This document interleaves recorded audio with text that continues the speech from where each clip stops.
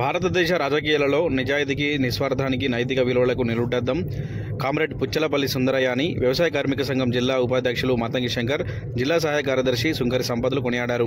కరీంనగర్ జిల్లా తిమ్మాపూర్ మండల కేంద్రంలో వ్యవసాయ కార్మిక సంఘం ఆధ్వర్యంలో కామ్రేడ్ పుచ్చలపల్లి సుందరయ్య 40వ వర్ధంతి ఘనంగా నిర్వహించారు.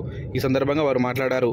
రాజకీయాలంటే డబ్బులు దోచుకోవడం కాదు, ప్రజలను నిస్వార్థంగా సేవ చేయడమేనని ప్రత్యక్షంగా నిరూపించిన వ్యక్తి సుందరయ్య గారని, పార్లమెంటుకు సైకిల్ మీద వెళ్లి ప్రజా సమస్య ప్రస్తావన తన లక్ష్యంగా పనిచేశాడని, దేశంలో కష్టం చేసే కష్టజీవులు కూడా ఒక సంఘం అవసరమని మొట్టమొదటిసారిగా వ్యవసాయ కార్మిక సంఘాన్ని స్థాపించి భూస్వాములకు, జమీందారులకు వ్యతిరేకంగా కూలీ పోరాటాలు నడిపిన వ్యక్తి, చిన్ననాటి నుండే సామాజిక అసమానతలు వ్యతిరేకించేవారని కొనియాడారు.